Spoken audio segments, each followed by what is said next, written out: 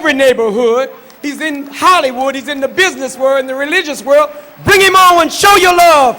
Minister Tony Muhammad, the Western Regional Representative of the Honorable Minister Louis Farrakhan.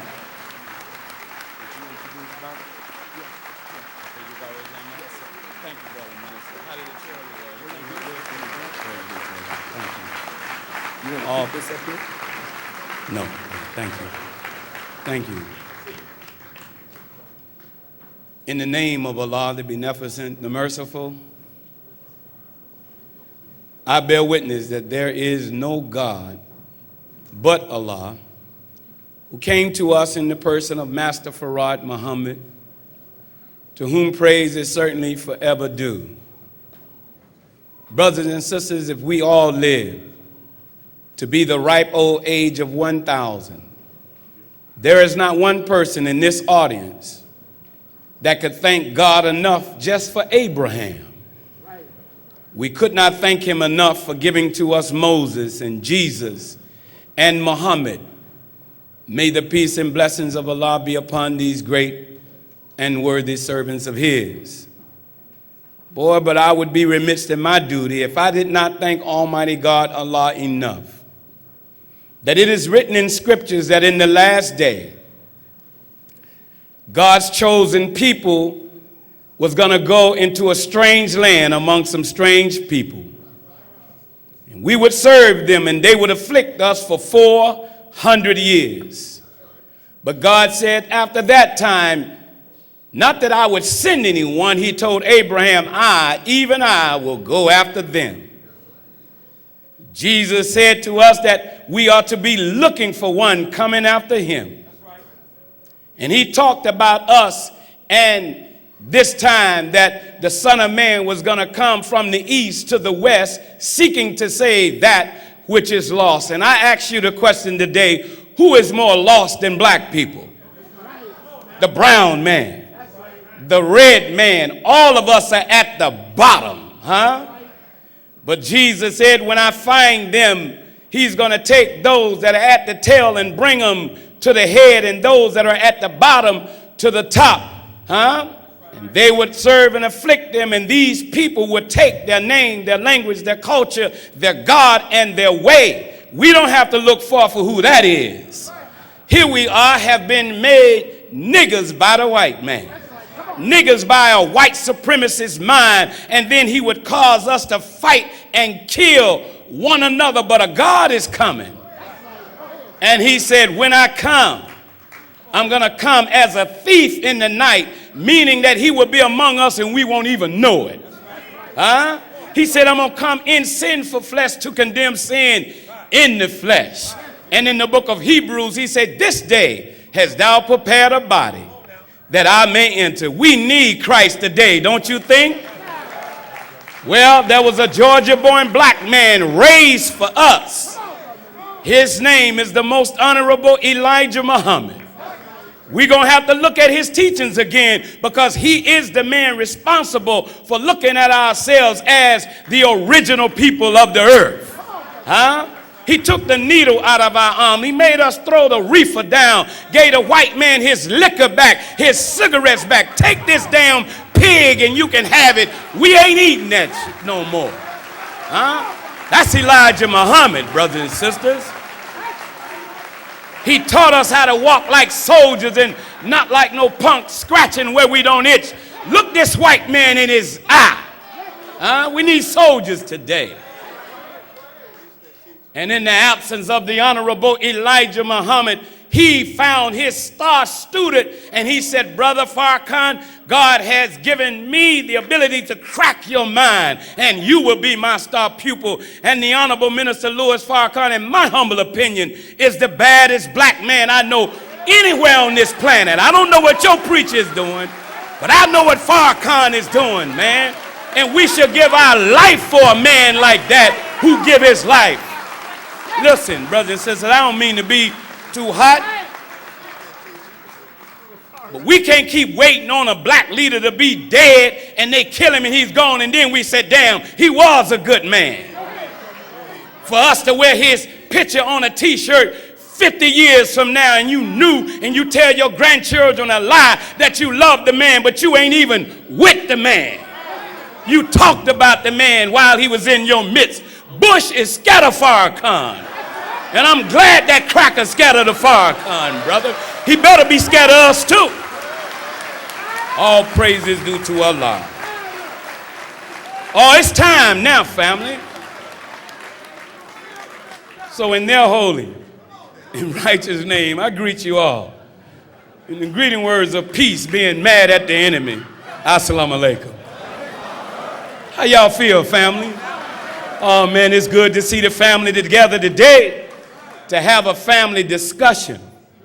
On behalf of the Honorable Minister Louis Farrakhan, who's making his way here right now, he can't wait to see you. He can't wait to get to you because God, he's lit up and on fire, man. We've had some great meetings this week. And so he said, I can't wait to see him in Compton, brother, because he's coming to give some marching orders. It's up to you to accept it or reject it. But our division must stop. Envy must stop. Talking about each other must stop. In fact, any man that's got to talk about another man to lift himself is a punk. You a faggot. You a sissy. Straight like that, you can take that or leave it alone. You're talking about a man that ain't there. And so, brothers and sisters, I'm honored to be on this rostrum and this microphone with these people sitting behind me who've done wonderful things. Can't no one organization or group unite our people. We all have to do it. I am humbled to be in the city of Compton, Chocolate, California, with Minister Samad and the mayor of this city and the city council. You know, it's befitting that we are in Compton. And so, brothers and sisters, I want to really, before the minister come up, I just want to tell you what happened this week. The Honorable Minister Louis Farrakhan desired to visit Stanley Tookie Williams, one of the co-founders of a street organization called Crips. We went into San Quentin and the Honorable Minister Louis Farrakhan went to visit death row and the prison was shook up. The prison guards, they was everywhere, all loaded down like, you know, like they were going to do something. But don't let these suits fool you, brothers and sisters. But he went into death row to talk to Stan Tookie Williams because Stan Tookie Williams have saw something in the Honorable Minister Louis Farrakhan, been on death row 24 years. And I am honored that Sister Barbara Becknell and Brother Dwayne Moody, who's here, and Sister Barbara was very instrumental in the movie Redemption, and she's with us today. Sister Barbara, would you please stand? Come on, y'all could do better than that. She's responsible for getting the Honorable Minister Louis Farrakhan into San Quentin. One taking no for no answer. We kicked in the cells at San Quentin.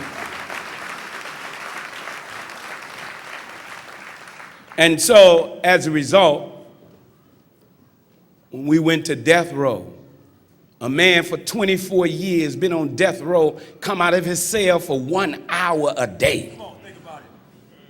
But in that cell could not hold that original black man down. In that cell, he found himself. And so what I would like to do at this point, I don't want to talk for Stanley Tookie Williams. We brought a tape back. And he wants to give a message to the street organizations and to the family to show how God has blessed him and he's a changed man. And he wants the soldiers to change that negative energy into a positive energy, that we can be the vanguards of the community and not the killers of the community, because you're killing the wrong enemy. And so with that, if you don't mind, brothers and sisters, would y'all like to hear from Stan Tookie Williams yourself? We got 2 messages from him, and right now I want us to hear from him, and then we'll bring on the man that you came to hear from tonight. So, brothers and sisters, give a round of applause. Stan Tookie Williams will be talking to us.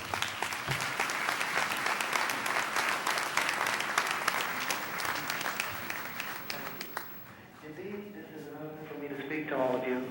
My name is Stanley Tookie Williams. I've been residing on San Quentin's death row for over 24 years. I also have the undesirable infamy for being the co-founder of the Crips, which today is a genocidal legacy I regret. Across this nation, countless black youths and adults are ending up in juvenile halls, youth authorities, prisons, and or being murdered due to drugs, gangs, crime, and violence. Clearly, we black folks have become our own worst enemy. To live nowadays is the greatest challenge you will ever have to face in life. I say to all of you that we are going backwards, not forward. Each time we initiate black-on-black brutality, black-on-black crime, black-on-black drug sales and usage, and other anti-black acts, we are going backwards and perpetuating our own extinction. It's time to come anew. My brothers, there's no disguising the social problems. We can no longer allow ourselves to remain victims of the negative conditions. Just as there is a science to boxing, playing basketball, rapping skills, computer technology, and parenthood, there is a scientific approach to our problem. To legitimately survive in this country, we must embrace the science of a social agenda, meaning a plan that will promote better access for all of us to an education, honest employment, health care, affordable housing, and spiritual growth. A social agenda that won't cause harm or death to another black person. Such an agenda can be initiated by any one of you. Take a page out of my peace protocol. Learn how to establish community meetings by contacting community leaders, parents, church leaders, local businesses, youth and adult centers, local politicians, and other interested parties. Get in touch with local rappers, entertainers, professional athletes, and other entrepreneurs turned multimillionaires to discuss their participation in helping promote social change. That, my brothers, is social power. With that in mind, I call on all of you to unite your thoughts, energy, and fortitude on a new battlefield. You have 120 seconds left on this call. Therefore, I, Stanley Tookie Williams, challenge each of you to stand up against this long war of crime, violence, and drugs to proclaim a new and visionary struggle. I challenge each of you to discard your anger for wisdom and to shed the skin of vengeance for peace. I can't do this alone, nor can anyone else. We need all of you. In conclusion, may all of you develop a united science to address the social dilemmas within your community and across this country. I also want to thank Minister Louis Farrakhan for making this opportunity possible and other blessings. I thank you, my brother. May the Almighty bless us all. Amani, that's Swahili for peace.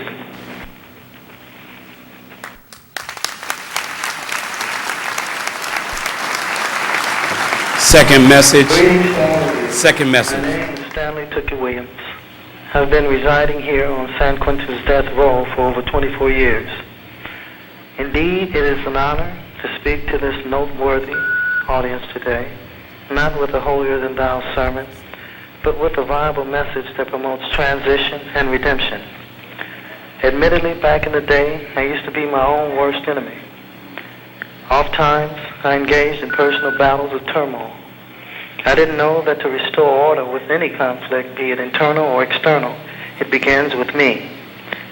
Being incarcerated akin to a caged animal, I inevitably had to challenge my existence with this simple self-analysis.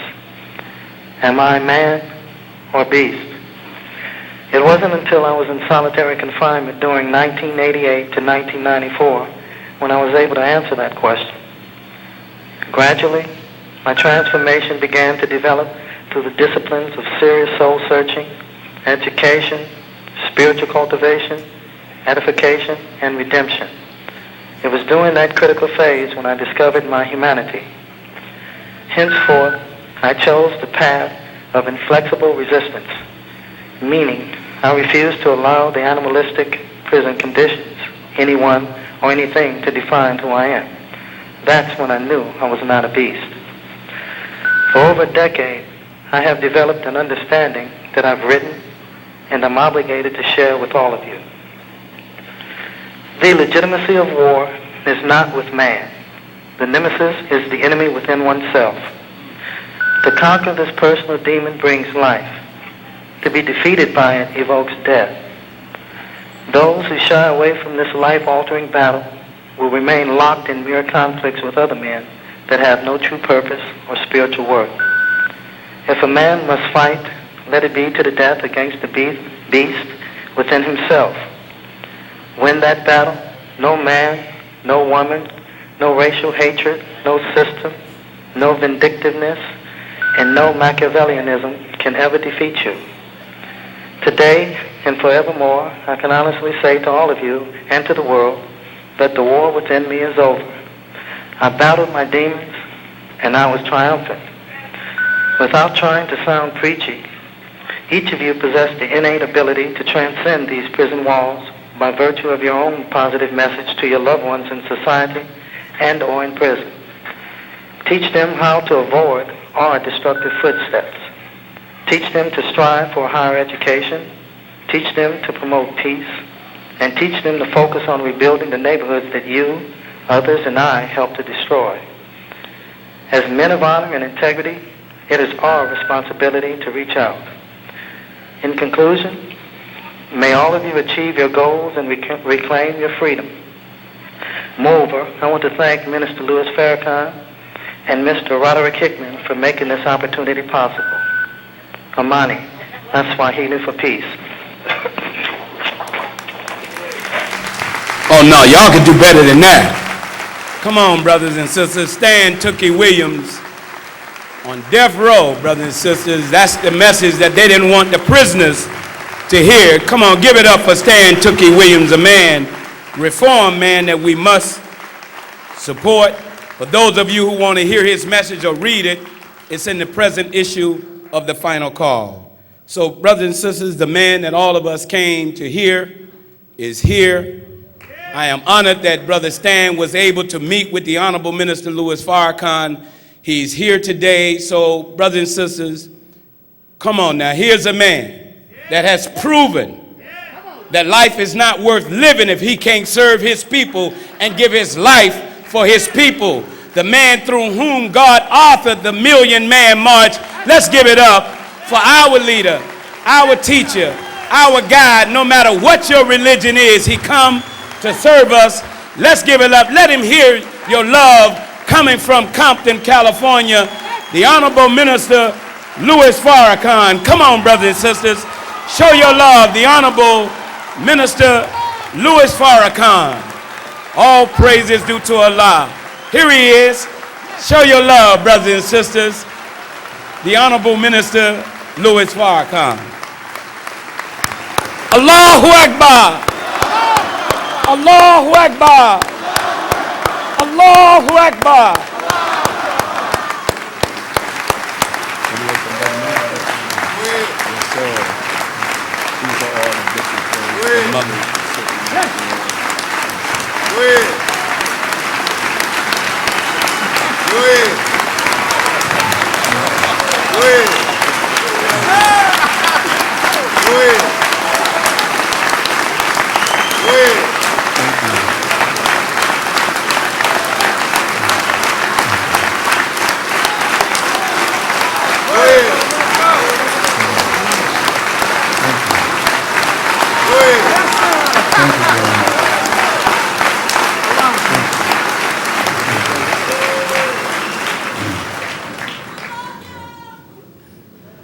I love you too very much.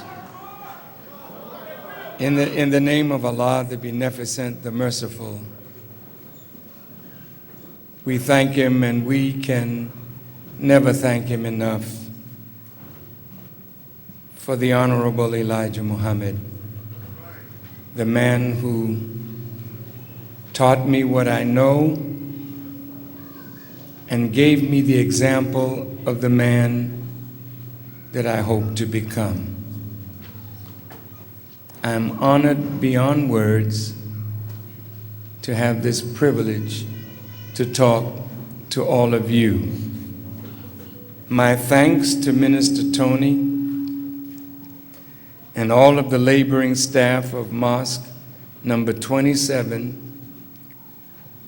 for what you did in bringing me, where are you? Oh, what you did in bringing me here to Los Angeles. This has probably been one of the finest times that I have spent in California. I think God has blessed me with probably some of the most far-reaching lectures that I have ever made, starting with my visit with Stan Tookie Williams at San Quentin. And I want to say of the brother that he touched me deeply. I never met him before. I didn't know of his past life, but I learned of him. But the man that I met at San Quentin is as far removed from the man that was Stan Tookie Williams, co-founder of the Crips, as the far planet Pluto, which is 4,600,000,000 miles from the Earth. That is as far away from what he was as what he is. Is there redemption when we have killed our people, when we have killed another human being, when we, in the spirit of ignorance, have slaughtered one another? Can we really be forgiven? Can we really be redeemed? In this audience tonight, the parents of Brother Dominic Red, who was stabbed to death by 3 Mexican youths while walking home from high school. And maybe in this audience tonight are other mothers who have lost their loved ones to senseless violence. What we don't understand sometimes, if you go to a funeral, as I have, look at the number of people who grieve when one person is dead and being buried. That's how many people are affected when one life is lost. The saddest thing of all is that we don't understand what this is. We don't understand the value of what this is. So tonight, I pray that Almighty God, Allah, will guide the words of my mouth to comfort the families, the mothers, the grandmothers, to comfort those that mourn. That is scripture. Yes. The Spirit of the Lord. Bo, is that you? Oh, I'm glad to see you, brother. In fact, let me say I'm glad to see everybody that's on this roster. You pardon me, I didn't call everybody's name and thank you personally for coming. I'm so focused on the mothers. And I'm so filled with my feeling of their pain that I want to express by the grace of God tonight, hopefully something that will touch everyone in this audience, that we may go out of here different from when we came in. what is this? This flesh, blood, and bone body, like a star that you see in the heavens. The Honorable Elijah Muhammad said they're very fragile. They're like a candle or like gas that can be blown out very easily. Life is so fragile. And we don't understand that life and death are like twin sisters. They walk side by side. And whenever we're careless with life, death comes in. And even if we're careful with life, at some point, we all must die. So the Holy Quran and Bible teach us, but mainly the Quran, that Allah created everything in pairs. Everything that He creates has the ability to reproduce itself. Because none of us can stay here forever. So little girls, while they're young and childish, when they grow, the ovaries mature, produce an egg, and the cycle begins, saying that she now is able to take advantage of the law of reproduction. In the male, he has testicles from birth, but he's not able to take advantage of the law of reproduction until he grows and matures to a certain point. And at that point, the testicles develop sperm. Then we know he's capable of reproducing life. That's how we all got here. And you have lived long enough to see the cyclical nature of things. There's birth, there's life, there's growth, there's maturity, there's death. The Holy Quran says it like this: some of you I take, God speaking, while you are yet in the womb.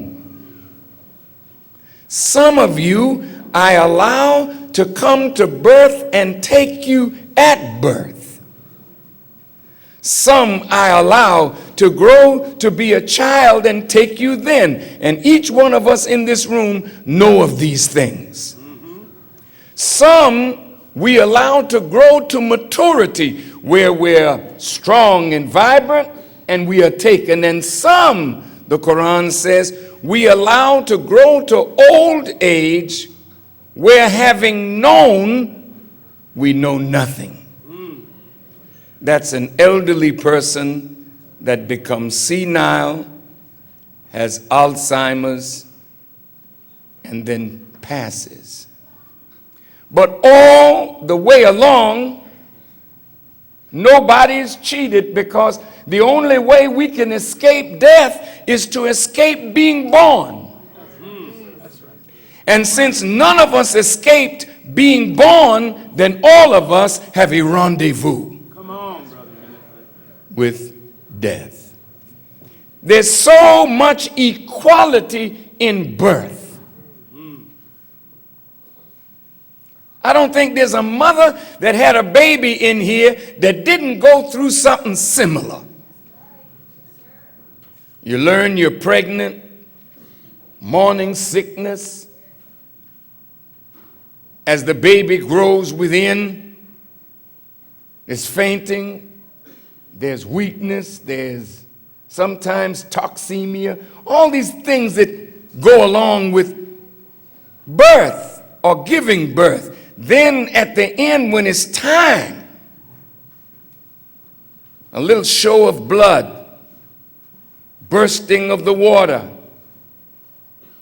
a few centimeters here, a few centimeters there, they say, well, she's ready. Then the pain, the pain, the pain, the pain. The Honorable Elijah Muhammad taught us that the pain of birth is equal to the pain of death.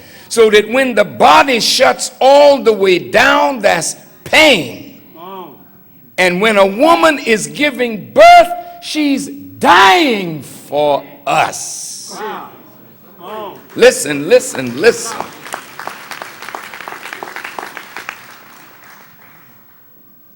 When a woman gives birth and that pain she's allowed to feel, it is so horrible sometimes that she wants to die. But the moment it is over and she sees what pain has brought forth, she forgets the pain. That's right. And there's joy at a new life. Man. Imagine your mother, brother gang leader and gangbanger. Imagine your mom. Come on. Who went through all of that for you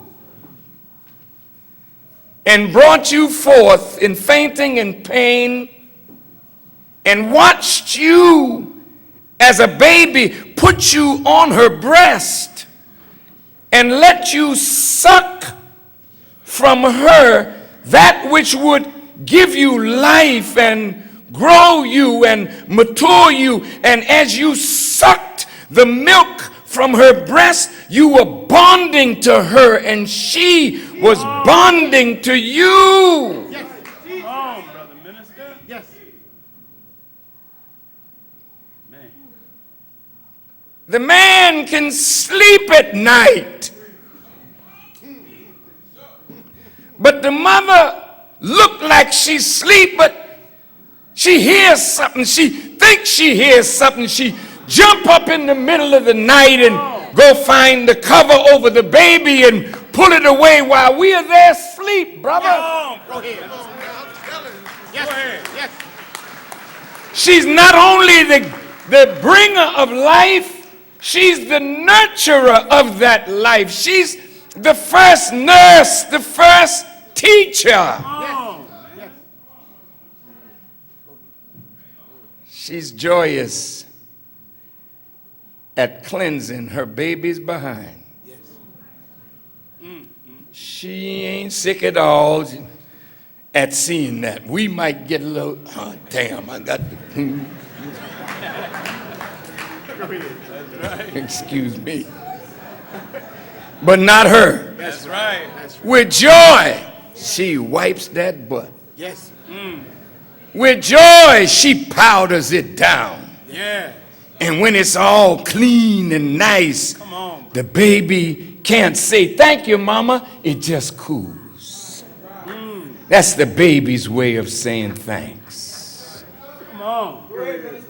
And she understands babies don't come to birth in Spanish. Babies don't come to birth in Swahili or in English. They speak all over the earth a common universal language. Come on, brother minister. They cry. That's right. And any mother,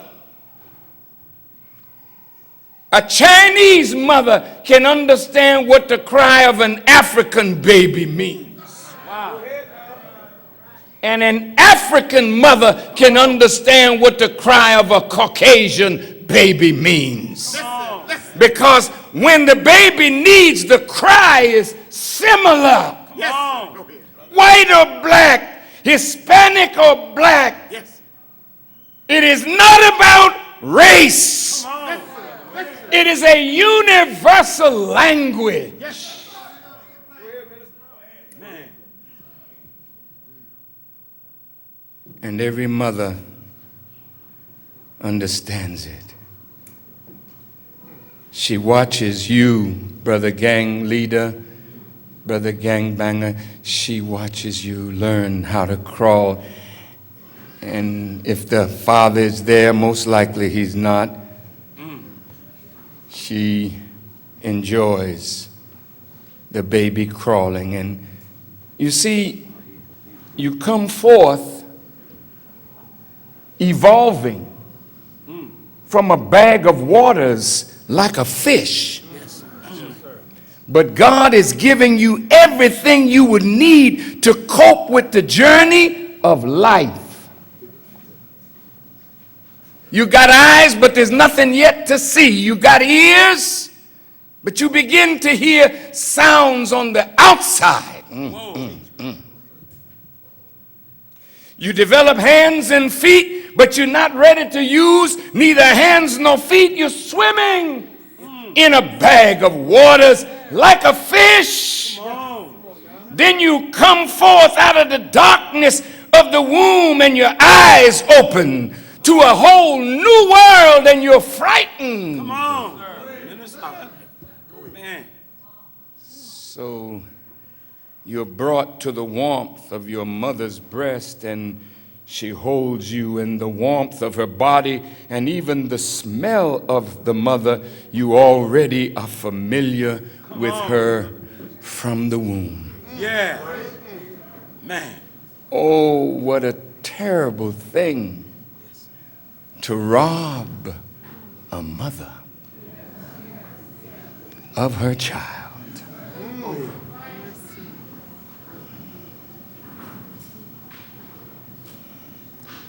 A terrible thing. She watched you crawl like an animal on your all fours, but the dog can't stand up if it does not for long, because its nature is on all fours, but not you. Come on. Go ahead. You start like an animal, but you're not to live like an animal.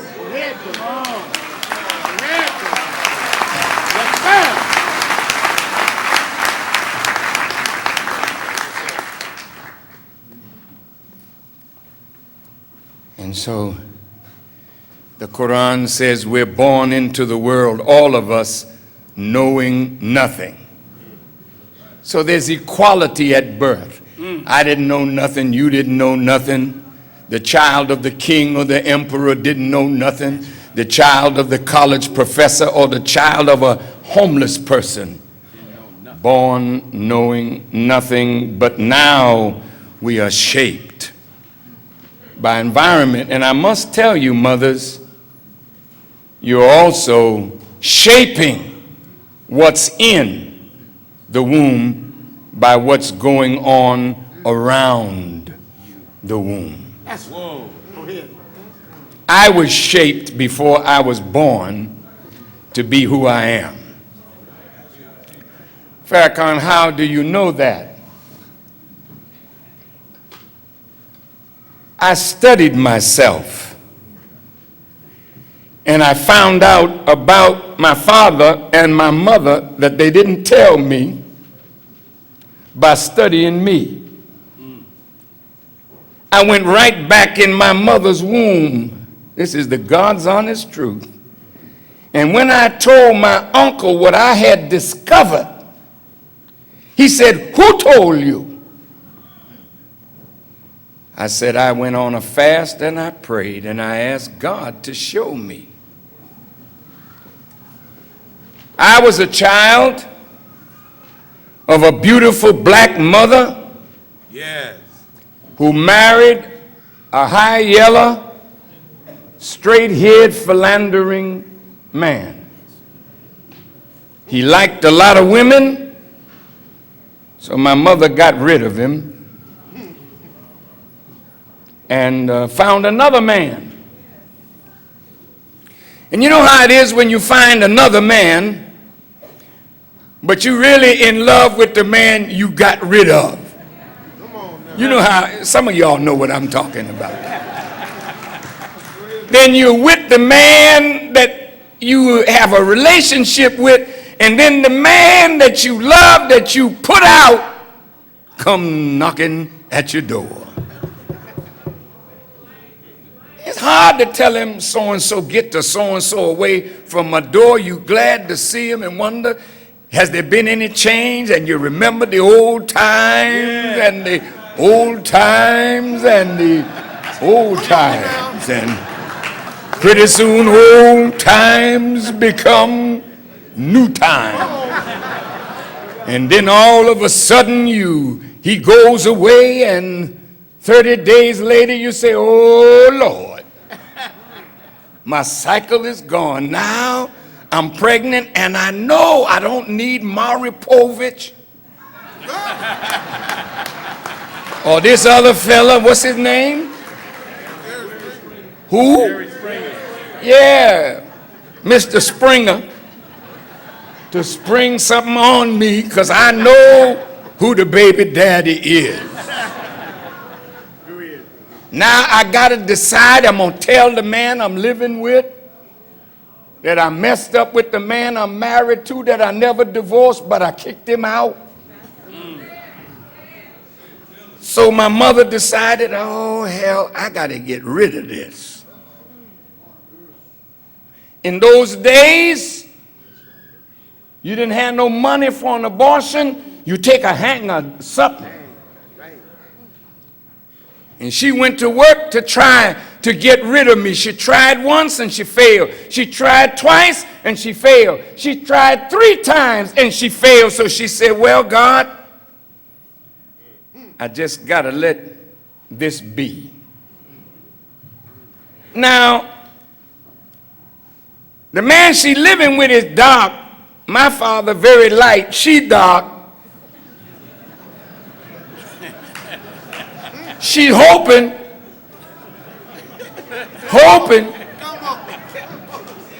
that I would come out real black so she wouldn't have no explaining to do.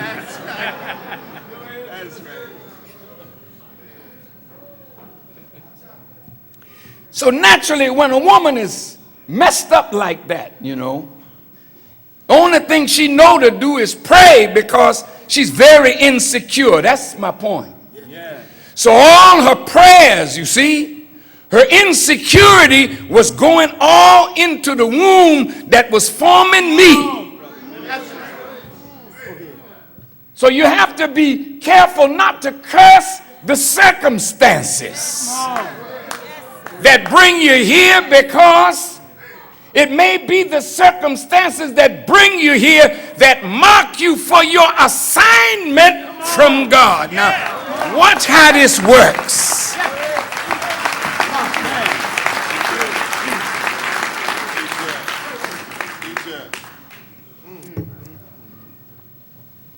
She's praying all the time. She's very insecure. She's fearful. Lord, if he discovers I'm going to lose him, and I really don't want the man that I'm pregnant with his child. I already got a child from the man I'm with. Now another one coming, and oh Lord, have mercy. So she praying and praying and praying. And when I was born, it was over. Because I was much lighter then than I am now. My hair was curly, you know what I mean? She actually wanted a girl, so that my older brother from the man that she was staying with was here. He's a boy, so she really wanted a girl. So imagine in the womb, now she's thinking girl.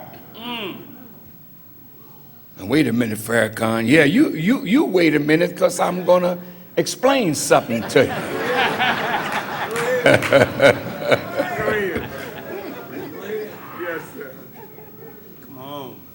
By her desiring a girl, I was born with very beautiful features, small hands, small feet, a tender heart, filled with the type of heart that God could use to save a people that it would take God to love.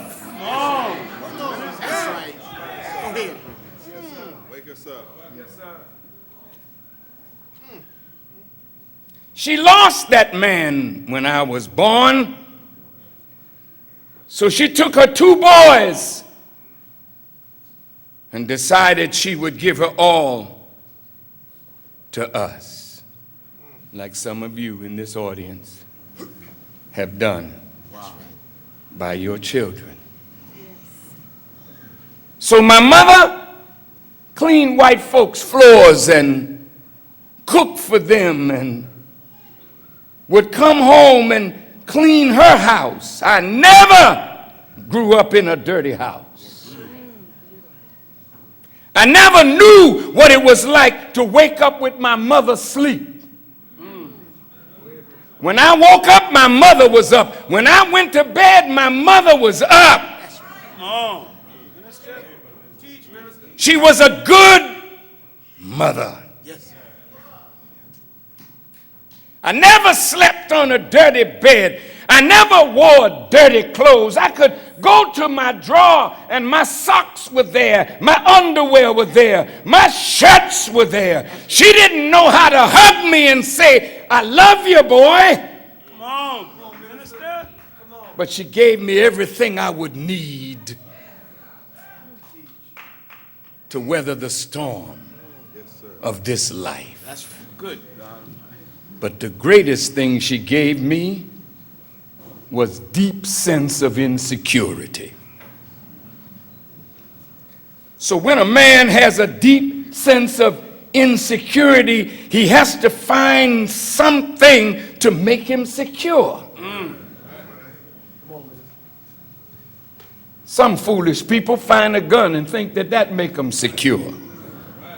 Some people find a woman and think that that make him secure. But see, for me, I found God as a child, and I knew I was secure. That's why the government of America cannot punk me.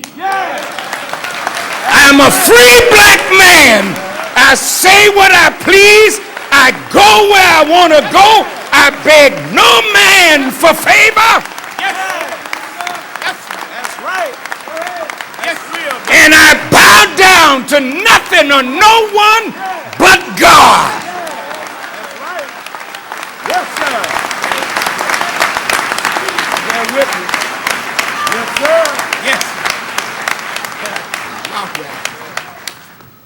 Go ahead. She made me. She tried to kill me.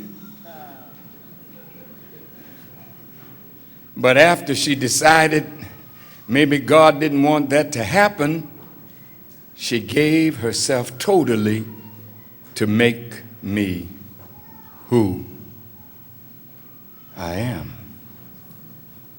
Every mother in this audience makes a sacrifice for her child. Yeah, that's right. Every mother. If you're a good mother, you learn to do without so your child could have. That's right. You go with holes in your stockings so you could put some socks on your boy. You go with run over shoes so he can get the latest Nike fashion. Yeah. You suffer the indignity of an office where you get food stamps. Come on, minister. You suffer being on welfare. Somebody dehumanizing you because of unfortunate circumstances. My mother was on welfare. But at night she was at her machine sewing garments, selling what she sewed to give my brother and me music lessons. The social worker would show up at the house. Her name, I'll never forget it, Mrs. Beasley.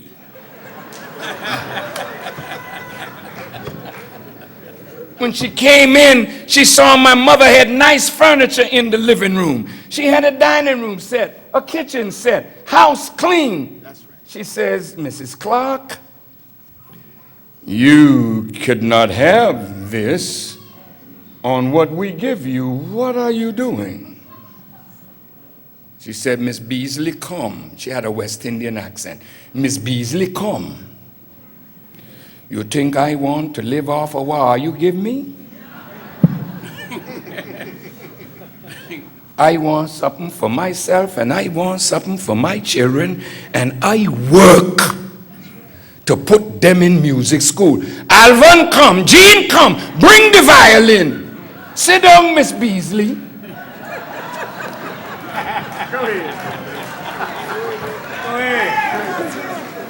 And I picked up my violin. My brother was at the piano, and when I got to playing, Miss Beasley was crying. She left my mother alone. Yeah. Keep it up, Mrs. Clark. When I finished high school, she got her last welfare check.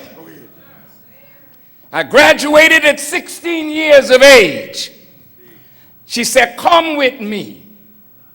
I went with her to the welfare office, and she took the check and gave it back to them and said, I thank you for helping me to get my children out of high school. Now I will take it from here. Go ahead. She was no welfare cheat. She was a woman of principle, and she beat my behind. That's right. For lying. So she made me to love truth. Because when I did something wrong, she would beat me for the wrong, then tear my behind up for the lie, because she said the lie is worse than what you did. Because a liar will steal and a thief will kill. So I'm going to stop you at the lie. She had a West Indian friend that used to visit the house, and she liked me. She thought I was going to grow up to be a preacher. I laughed, you know. I didn't believe that stuff. And I heard her telling my mother she was beating the hell out of her son. He was screaming, making all this noise.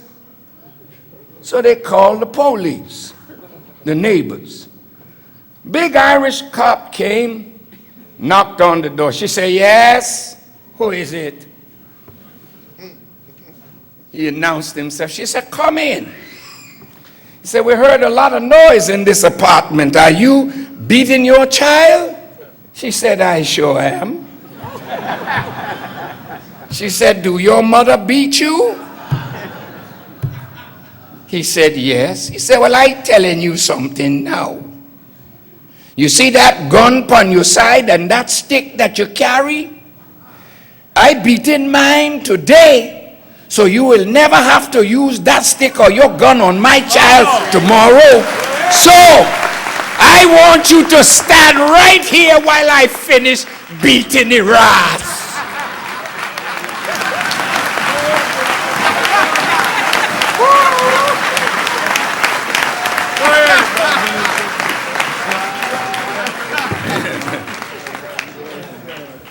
They say it take a village to raise a child. I grew up in a neighborhood where the neighbors watched.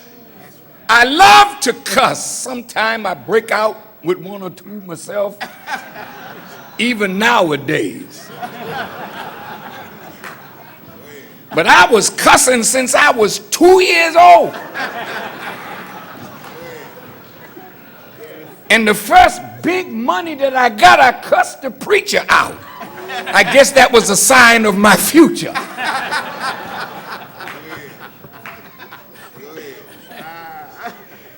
I just was sleeping, sucking my finger, and the dude said something and woke me up. And I said, why don't he shut his damn mouth? When I finished, the people were walking out. They was giving me money. I was just standing there with a pocket full of money just for cussing that fella.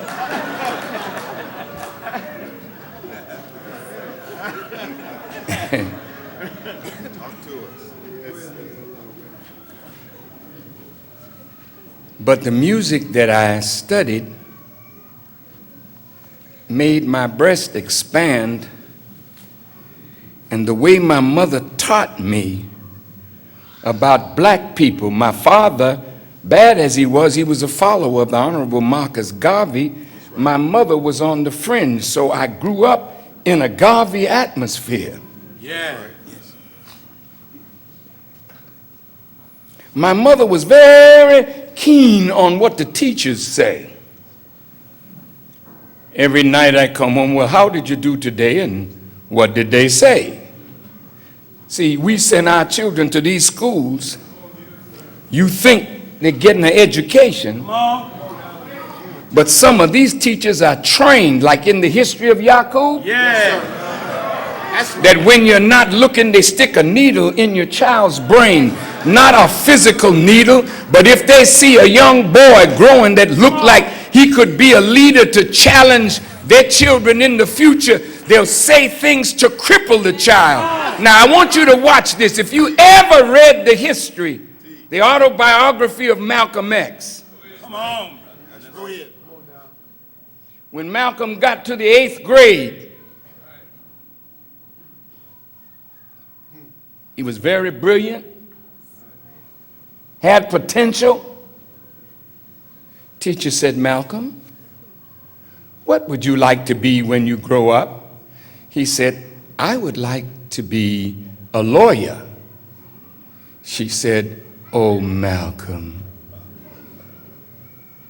if you became a lawyer, my people would never hire you, and your own people wouldn't trust your ability.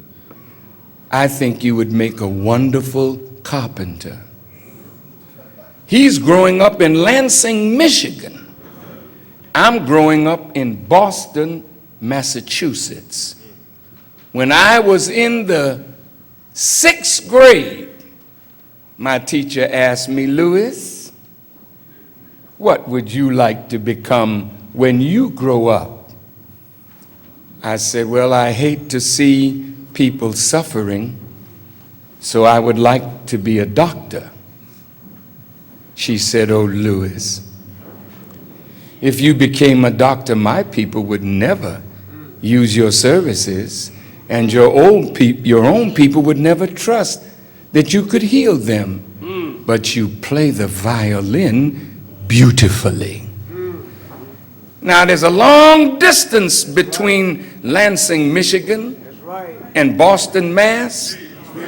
But what you don't understand, and we don't understand, is that they are trained to observe black boys in particular. And they drop a little lug in their mind. And when that teacher said that to Malcolm, he said, what the hell with this then? That's right. I didn't say that. I just knew better. Now, I'm saying that about my life, that my mother, she was a warrior for me. If you wanted to be killed, and I don't mean it no joke now. If you want to be killed, you mess with me or my brother. The teachers in school knew how dangerous she was. So they were very careful how they handled little Louis. That's right. Because Louis told mama everything. That's right.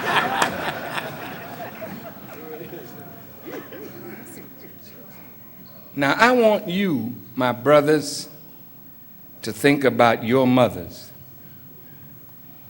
Think about what they went through to get you where you are. Come on.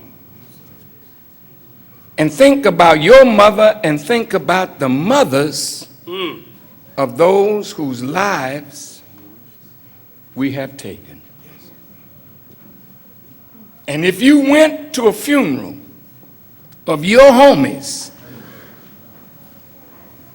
and you witnessed the mothers crying, how could you leave there not feeling that pain and go and kill another mother's child.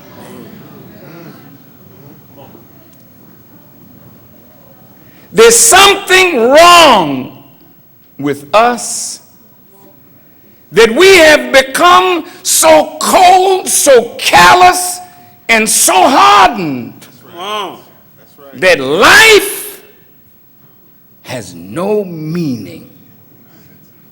And that's why the subject today is called Stop the Killing, but I'm not going to stay here long tonight.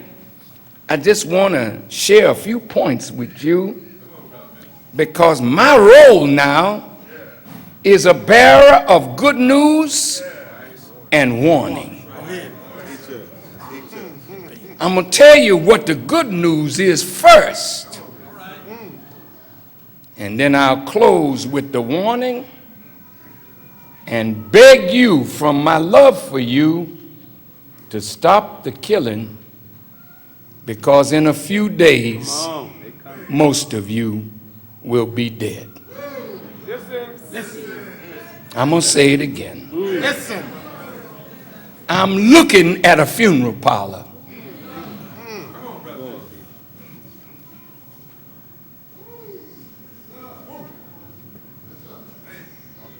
I'm looking at a funeral parlor. I'm going to start with Muslims.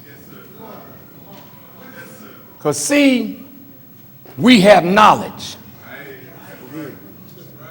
Most of us that are in the mosque or in the masjid, that were taught by the Honorable Elijah Muhammad, you know what your brothers and sisters may not know of who you are and who they are. That's right. Brother Minister, say that. And if they don't know who they are and you know, then what is the duty of the civilized man? Right there. And if the civilized man fails to perform his duty, what must be done? Do you think being a Muslim means you dress up in a suit and a tie, or in a long dress, and go to a mosque and hear a lecture, and then leave your people where they are? Teach it. Talk to us. Some of you walk right by your brother, won't say nothing to him. Walk by the prostitute as though she's some dirty thing, when you know what you were brought from. You walk by a gangbanger, you don't say nothing to him, when you know what you were brought from. Brother Minister. When the nation of Islam went down, our light went out. And the darkness covered the people. And out of that darkness came up men and women of hardness, like the creatures of darkness. Come on. Right there. I've been teaching you all for 50 damn years. Yes.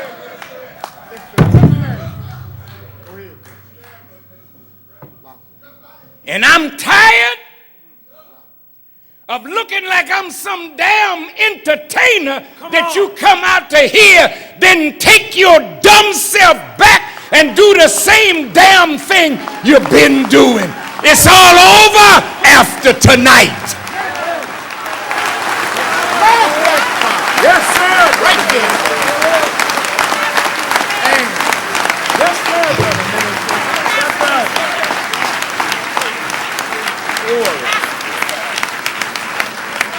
Yes, sir.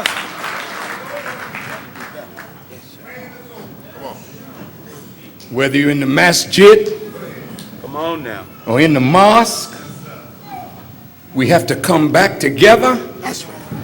and lift up a light in the darkness or we are sentenced to death.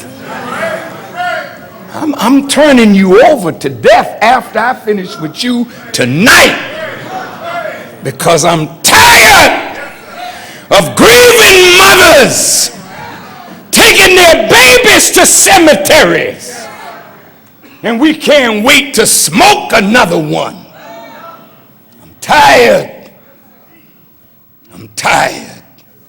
of seeing us bowing down saying prayers in hypocrisy while our people are dying in the streets. I'm tired. And I will not be coming back this way.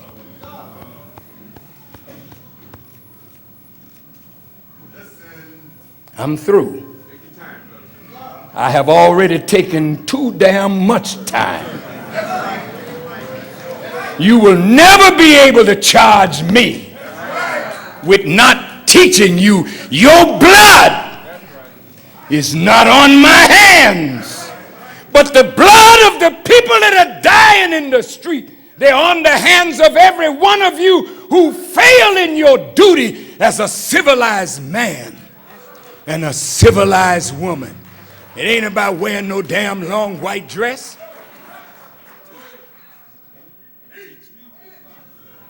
Ain't about no bow tie and uniform. And hop, and hop, hell. Come on, brother minister.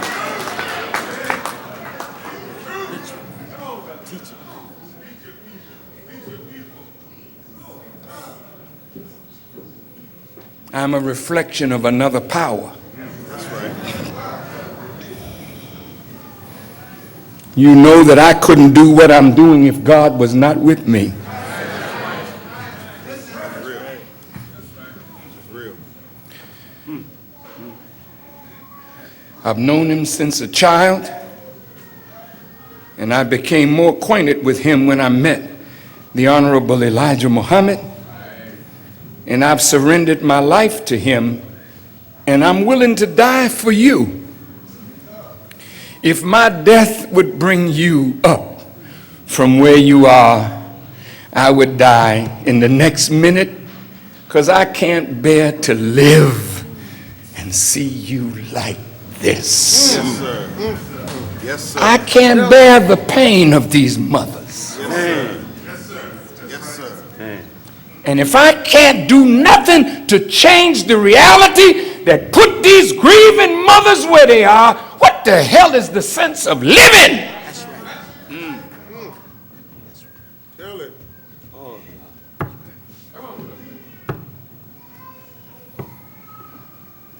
What is this? This is flesh, blood, and bone from the earth, but it is so magnificently put together. As I said, I got you to the point where you were crawling, but the minute you found something strong, you pulled up on it to begin to walk upright. The problem in the hood, you haven't found too many strong that could pull you up from living like an animal. Come on. And start you living like a true human being. You are animals. You are savages. And what is a savage? A savage is a person that has lost the knowledge of themselves and is living a beast life. That's what gangbanging is. It's bestiality, preying on somebody, shooting them down like a dog, then gloating over the kill. Talk to us. So when we live like this, we have not justified being here. The moon, the stars, the sun, the birds, the bees, the plants, the flowers, the insects, the fowl, the fish, everything is living according to the nature in which it is created. But the human being is so far from what God intended. The Bible says he created us in his own image and after his likeness. Look at this. This is flesh. But you got the capacity to have the indwelling spirit and mind and wisdom of God. Muslims, why do you think you are permitted to wear the attributes of Allah if you are not capable of manifesting that attribute? Sisters, why are you capable of wearing an attribute of God if you are not capable of manifesting that characteristic? But the question is, are you? How dare you wear the name Muhammad? I'm taking them back. I'm going to strip the nation. You go back to wearing an X because you have not done that which is worthy of praise, with your people dying and you doing nothing.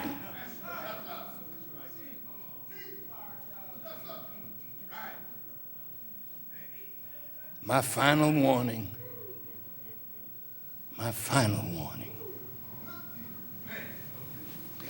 If I am from God, and I am, then what I say will be followed by something.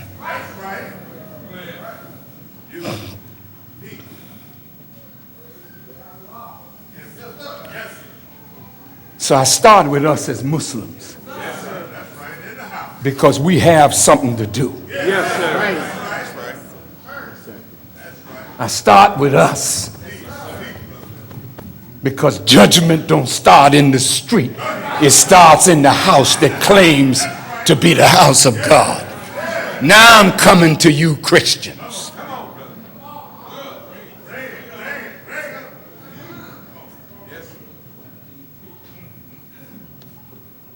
Some of you, my pastors, brothers, scared to death of the streets.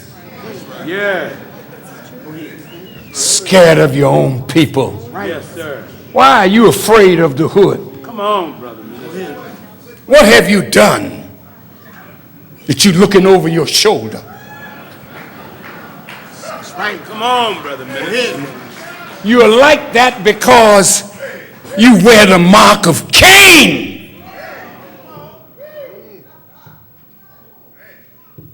Cain was marked, and he said, every man that see me shall slay me. Why? Because he know he was not his brother's keeper.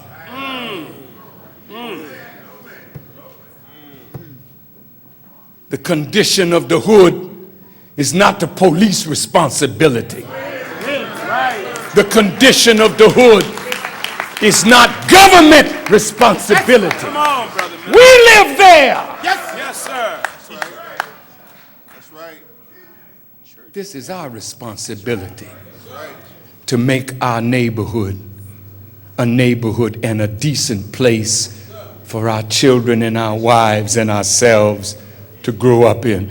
Well, Farrakhan, I mean, you're telling the truth, Farrakhan, but damn, I can't be no man if there ain't nobody making no jobs. I understand. Have you ever seen a bird or a worm or an animal in a food line?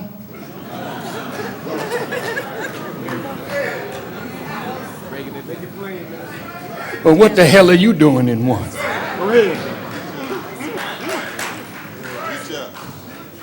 Teach us. Everything that God created, the first duty that he put on it is to do something for yourself.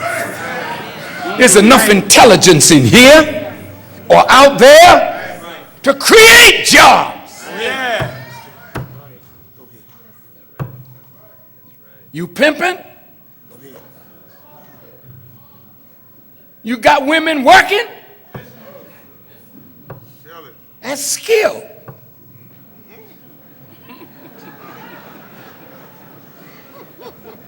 What? That's a hell of a lot of skill a man got to have women out there working. He's sitting back riding, checking on them, smacking the hell out of them if they ain't got enough, beating them to death if they look like they're stealing something. That's some skill, brother. Maybe you could manage a supermarket. Go ahead. Maybe you could manage a factory and get some production. You got to use different tactics. That's right. A pimp is a pimp because he hadn't been shown another way. The brother out here selling drugs because he hadn't been shown another way. Yes. When the Muslims were alive, I'll say it again. When the Muslims were alive, you dead as hell now on both sides. Yes, sir, brother minister. Yes, we are. Yes, sir. That's real, brother minister. That's right. Both sides. That's real. Wake us up, dear apostle. When we was alive, we set up schools. That's right. When we were alive, we had supermarkets. Right. That's right. We owned buildings. That's right. We owned farmland. That's right. We were busy doing something, hiring our people. Well, I'm telling the Muslims, damn it, if you don't come alive, you will die like you are. And I will say, thank you, Allah, because if they're not doing nothing on top the earth, let the worms eat their ass.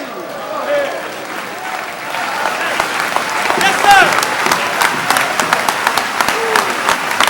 Go ahead, brother minister. Yes, Yes, sir. right. Yes,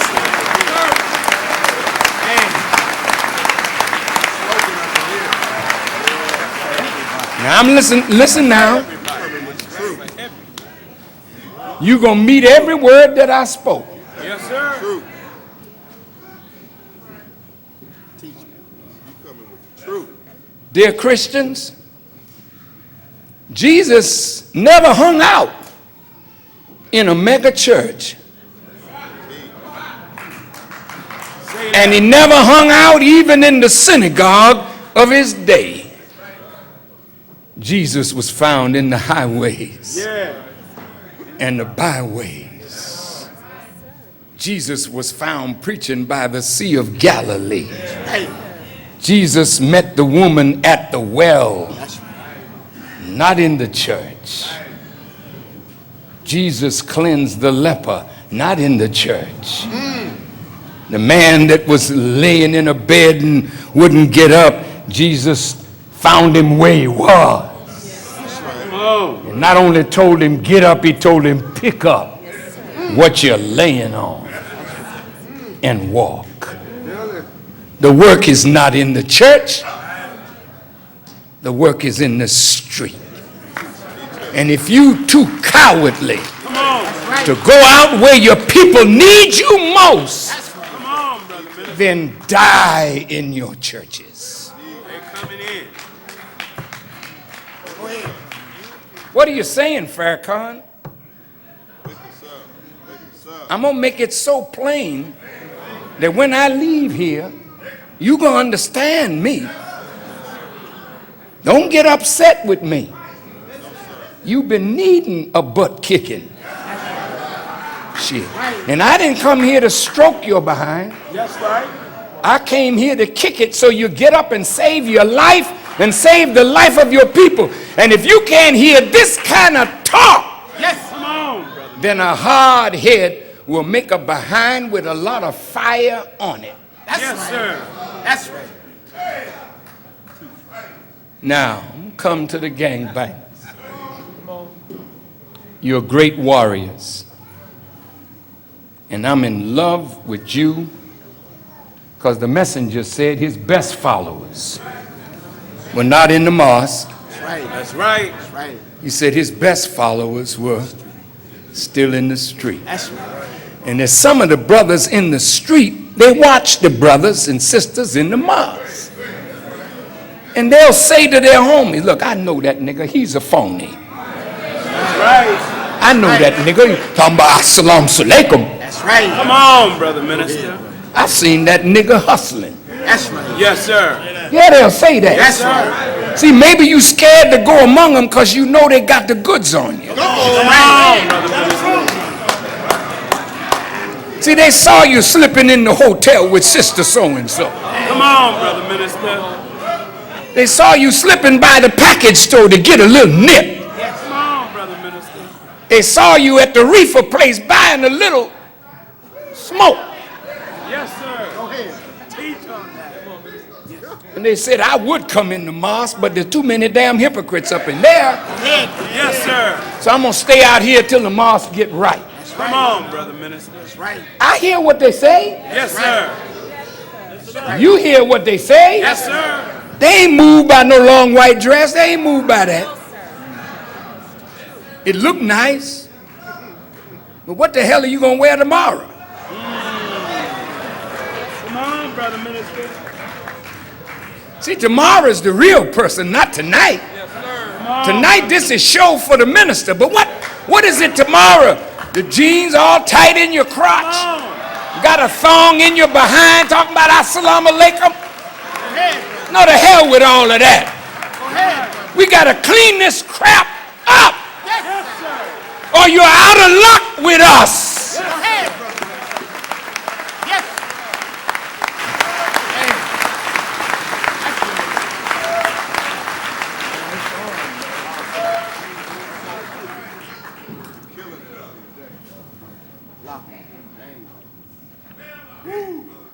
Now, my brother gangbanger, look.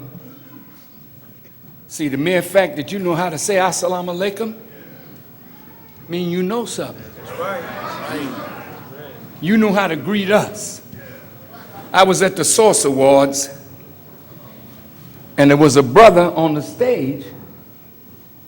I never heard this kind of filth in all my life. My little minister Rasul over there was sitting next to me. He was so embarrassed for me, like I had never heard that kind of talk before. And he was trying to, Minister Ken, we should go. I put my arm around him. I said, no, son, I love our people, man. I'm not upset by this, you know. This is showing you what kind of work we got to do. I said, Master Farad Muhammad came from the East. He was a holy man. And he didn't go to the high aristocratic neighborhood and hang out.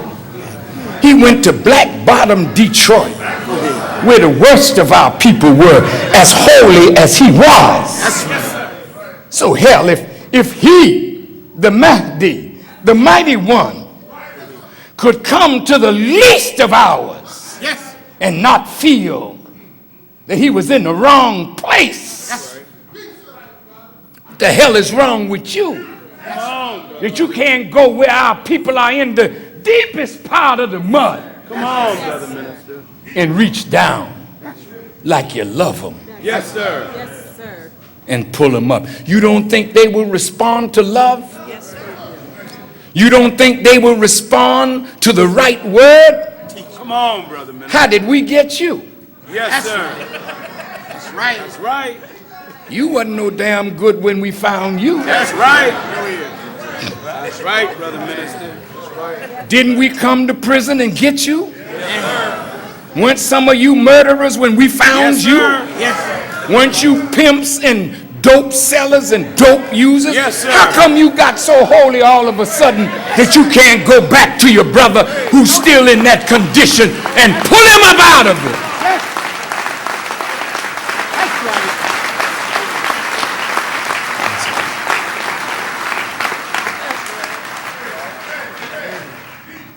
I've been to Mecca and I've been to Rome I've seen the beauty of Al-Haram in Mecca and the great mosque of the Holy Prophet in Medina. I've prayed in both places and was fascinated by the majesty of those mosques. I saw Muslims making their tawaf around the great Kaaba or the Black Stone. I saw Muslims pulling on the veil, the kiswa, that drapes cinder blocks. And I saw them looking like they were enthralled at a stone. I just left the Maldives in the Indian Ocean. I was talking to Muslims from 21 nations. I said, look how you all fight to kiss a black stone. But how many of you would get up and kiss a black man who has the wisdom of God? Come on, brother minister. Teach us. Teach us. I went to Rome. I went to St. Peter's Basilica. I saw the beautiful fresco of Michelangelo. Gold everywhere. I looked at its majesty. And I told my partner, Brother Akbar, I said, look at this. I said, this is the work of man. But this is the handiwork of God. You mean to tell me you go to church and tip? Shh. Don't make no noise. We're in church.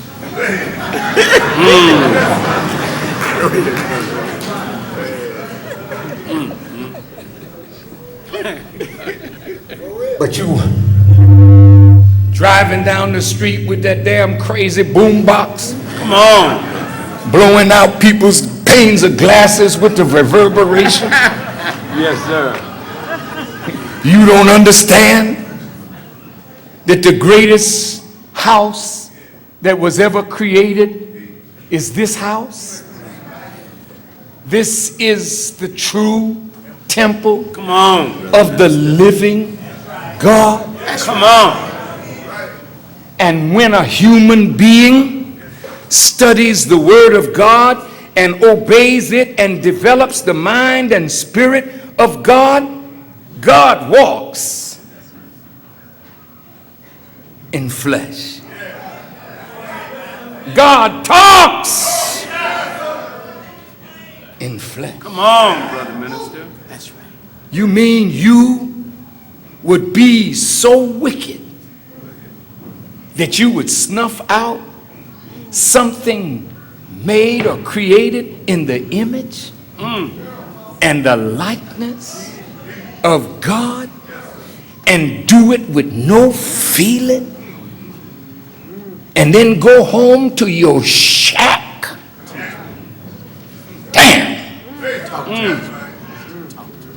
And if somebody violates your door, all right, nigga, look, man, you don't bust on my door like that. Come on. You've become a thing. I wear this ring. I didn't buy it. Somebody stole my ring.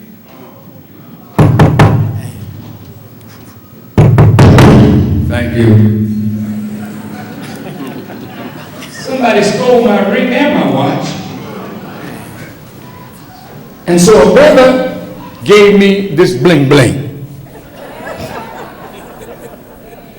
He didn't want me to miss my ring, so he gave me a bling bling. Somebody didn't want me to miss my watch, so they gave me a bling bling. Okay. Now look, brothers.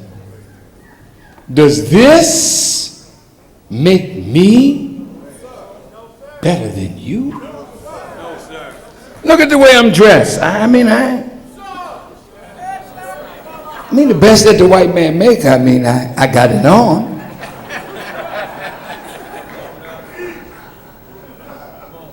But does that make me better than the brother in here who can only wear what he got on and have nothing else? See what happens to you when you can kill your brother over a piece of paper with a white man's face on it. That paper means more than the flesh and blood of a man made in the image and likeness of God. See, the Bible said the mark of the beast is in their forehead and in their hands. See, a human being did not kill your child. It was somebody that had the mark of the beast in their forehead and in their hands. Who made your child's killer like that? See, that's the real culprit here. See, we looking at the little gangbanger like he's the one to blame. He's a made beast. That's why the Bible says we war not against flesh and blood, but against principalities and powers and the rulers of the darkness of this world and spiritual wickedness that's up in high places. Let me show you, gangbanger, who is your God.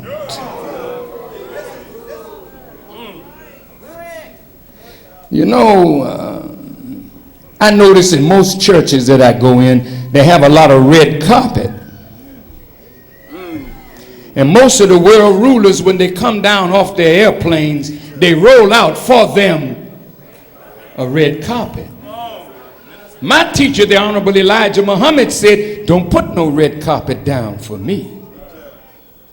Put a white carpet down, because I've shed the blood of no man to get what I have. See, all them red carpet fellas, the kings and the rulers of this earth, they've killed a many to come to power. The white man killed many to come to power. He's your God, and he made you what you are. Look at the chief gangbanger, George W. Bush. He's a gangbanger. He got the biggest gang of all. You notice every time he get a chance, he go to an army base, salute his gang, get more police, give them this and give them that, because he wants them to be his gang.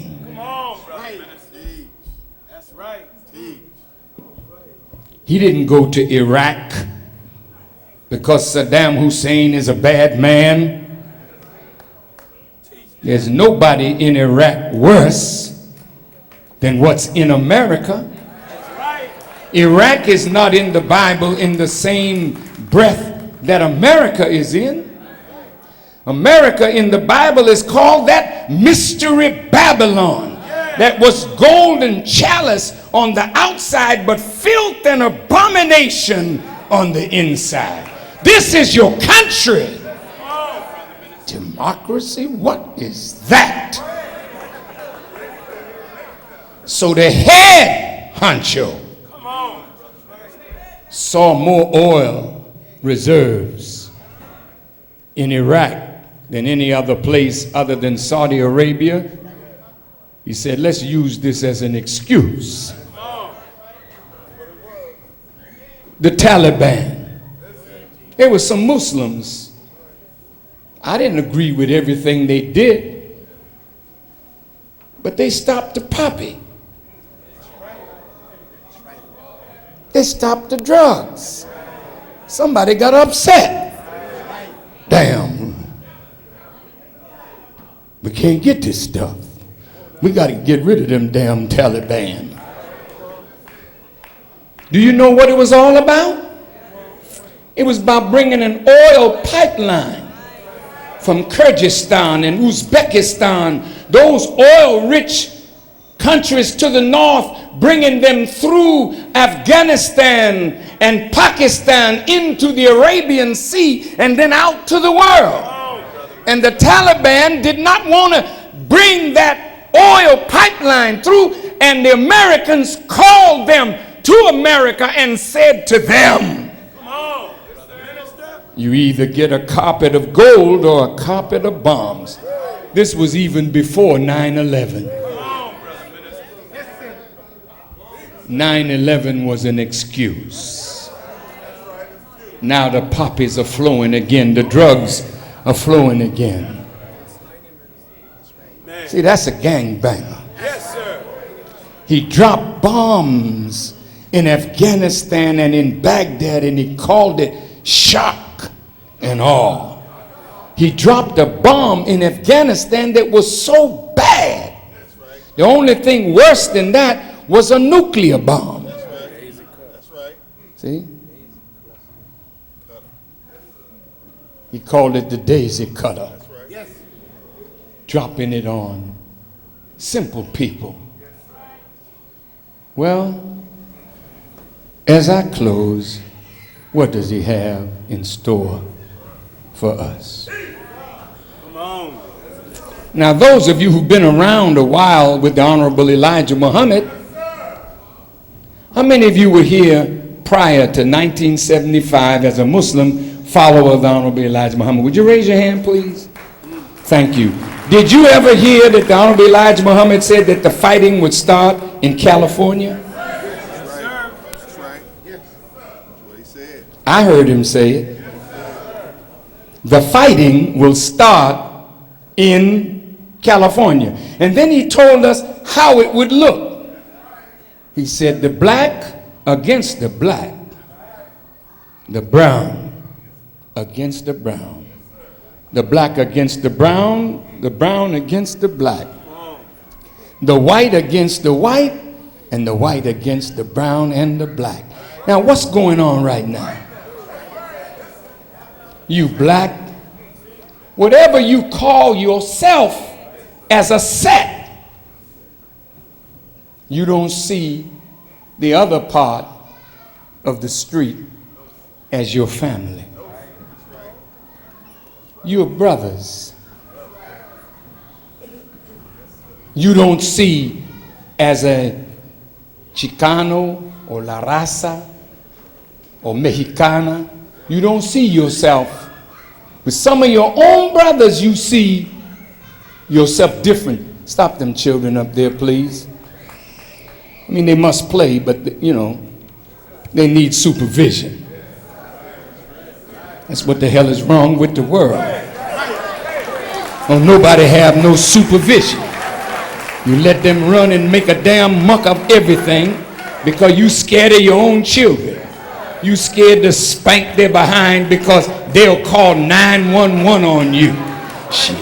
Call 911 on me. I'll beat their ass in front of the police, then go to jail. But I'm not going to let no child of mine punk me.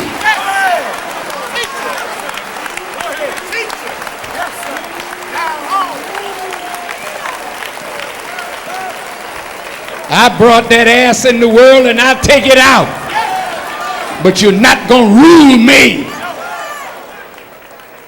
And I'm not going to take advantage of you.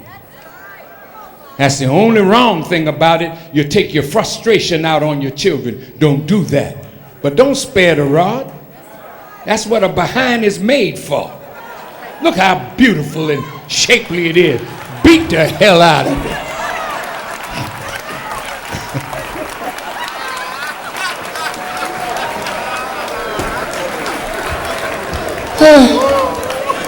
I'm at the end of my time here, so I better pack up and go. But let me tell you what they got planned. Now, since the fighting was to start here, I want you to watch this. because they're already planning to take your life. The police are no longer police, they're soldiers.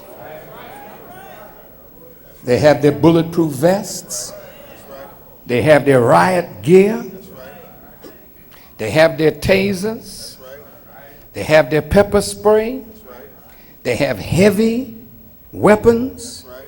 We used to be able to speak in armories, no more, because the armories are filled with armored personnel carriers and tanks.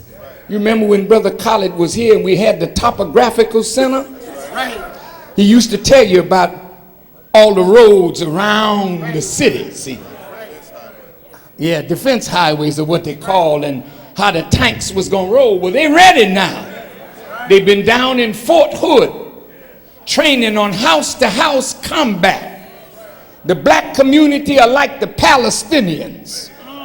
You got some AK-47s, but the Israelis got F-16s, helicopter gunships, armored personnel carriers, tanks, bulldozers. Then they got your neighborhood surrounded. Go ahead, rise up.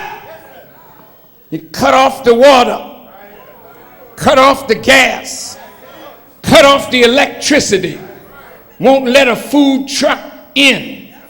You rape the supermarket until there ain't nothing there. A few days you're hungry. Then he said, come out. Come out. The helicopter gunships flying over Watts. The helicopter gunship flying over East LA. Spraying you with 50 caliber machine guns. You like blood, huh? Let me tell you what the Bible says. See, God came to save us because he loved us. But we are so filled with hatred. And all you gangbangers that know how to say Assalamu alaikum and then kill your brother when that's supposed to mean peace. See, that means you know what you're doing. Remember I was telling you about that dude at the Source Awards? He was so filthy. I've never heard no filth like that in my life. And then he heard that Farrakhan was in the audience when he was cutting up like that. He came backstage and he said, oh, Minister, I didn't know you was here. Please forgive me. He bowed down low. I picked him up. I said, brother, it's all right. I said, but it shows you have a conscience. And I was your conscience because when you found out that I was present, you didn't want to do that. You knew you had violated me, but really you violated yourself. You violated your people. You got to do better than that, brother. I don't condemn us because I love us. But at this point, I'm kind of tired. I'm tired of seeing my mothers here burying their children. And I believe you tired of killing. But you know how you got started? See, you didn't live in the 60s, many of you young people. But we who came through the 60s, we knew that there was a counterintelligence program of the U.S. government that pitted us one against the other and watched us kill each other, and they fostered it and destroyed black organizations and black leadership. The same dirty tricks that the CIA used to destabilize governments around the world, they used them on black organizations. Now, when the Berlin Wall fell, they brought their CIA agents back from Eastern Europe and brought them to America to work among the gangs.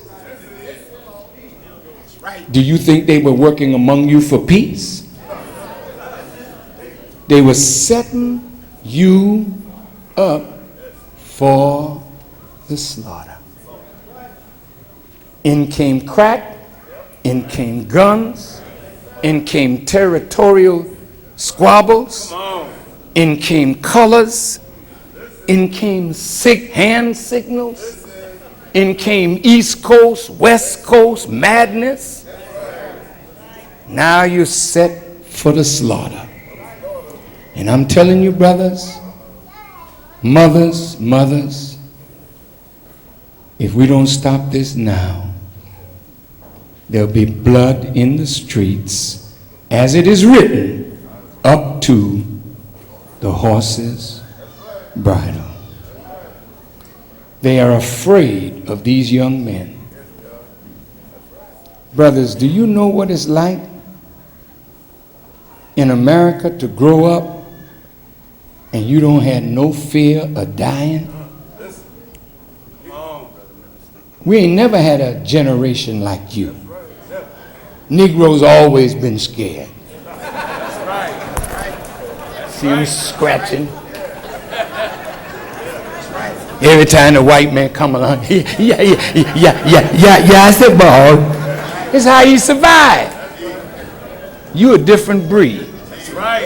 And you such a different breed that you frighten them. And you see, if we can stop you from killing each other, then they say the next thing them niggas gonna do, and them Spanish people, they call us spicks and niggas, say they're gonna turn on us. Yes. So let's get them before they get us. This is real. I understand that a couple of police got shot. They'll shoot their own just to have an excuse to get at you. Just like they would shoot a Crip and blame it on the Bloods, then come over on the other side and shoot a Blood. And look, brothers, they got agents all among you. And sometimes the agent is the best Crip, the best Hoover, the best 18th Street. Because he the one that want to lead it always. And then when you want a peace, he says, shit, I don't want no damn peace with them people. Then who paid you? Is it your job to keep the stuff going? You got to watch. I'm telling you, Muslims. You got agents among you, Minister Tony. I got them up around me too. Sometimes I don't know who the hell is who.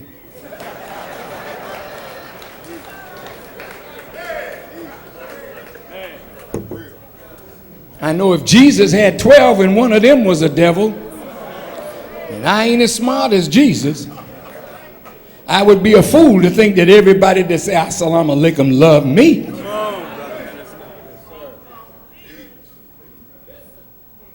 So you got to watch the people. And everybody that is a Muslim, see, you got to watch and listen to people who claim to be that. Listen to their talk, because their talk will tell you who they are. But if you busy griping, you can't hear the talk.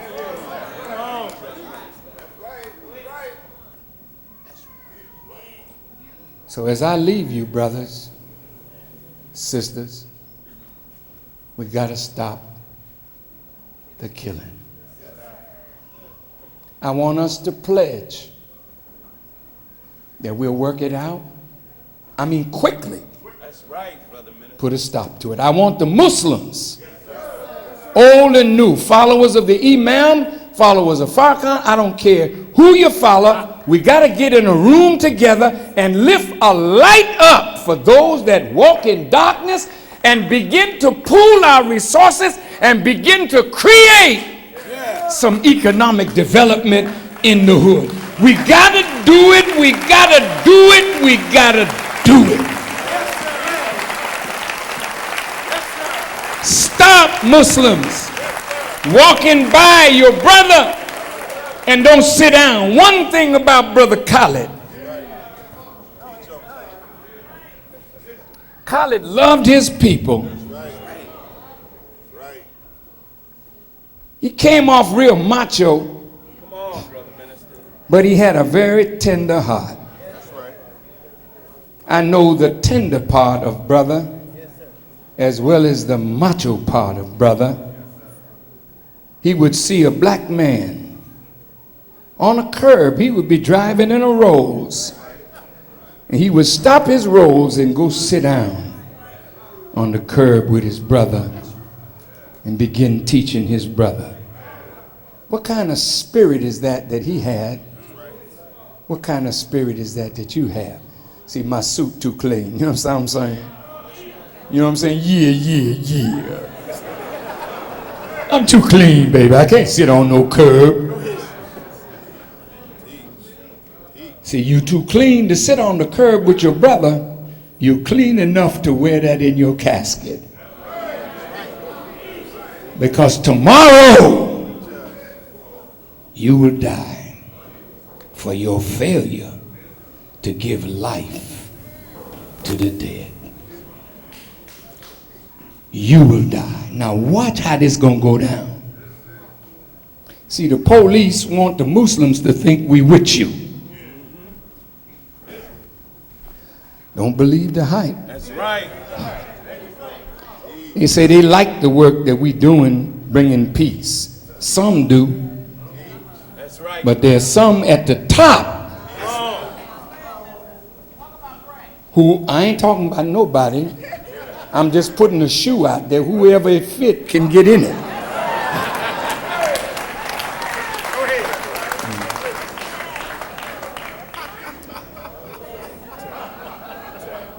Now look, they want to lull the believers to sleep. Yes, sir. You're doing a good work, Minister Tony. You're doing a good work. You and Minister Halim and the brothers, Bo, you and Jim Brown and the brothers doing an excellent job. And the brothers in the mosque that are with you are doing a very good job. It just is not enough. You need help. You need people that will walk with you. And that's what the FOI is. We are soldiers. These are our people. We love them. Do we? Then let's help them. There ain't no hatred of our brown brothers up in here. That's right. Come on, brother minister. Right. I love the Mexicans. Yes, sir. You didn't hear me. Yes, sir. I'm going to say it again. I ain't hiding none of my feelings. I know who they are. Come on. It's a shame that you don't know. Come on. Say that, brother. You ain't no Mexican, you know. That's what you call yourself. You ain't no Spaniard. You just speak Spanish. You wear a Spanish name.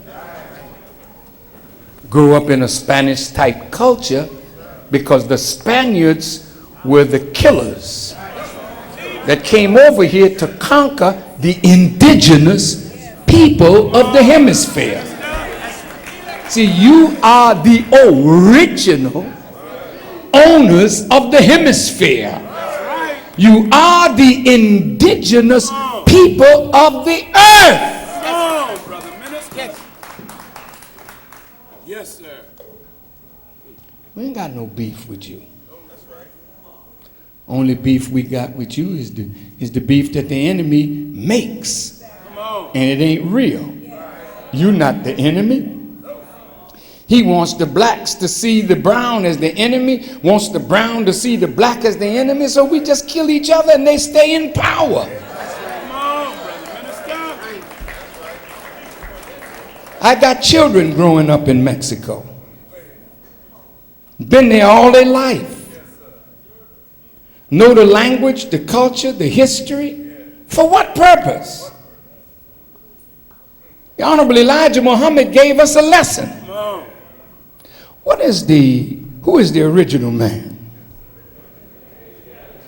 See, wait. Original man. Original is the origin of all humans.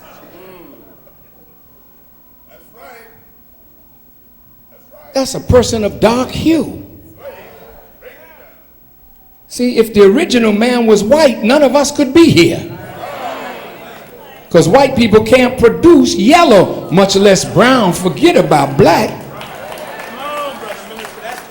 But you black not because you're cursed. You're black because you're the first human. And the native people are original people too. See, but you got mixed like we did. And look at my color. Yeah, you know, I say I'm a black man, but you see a lot of it gone. I'm doing the best I can.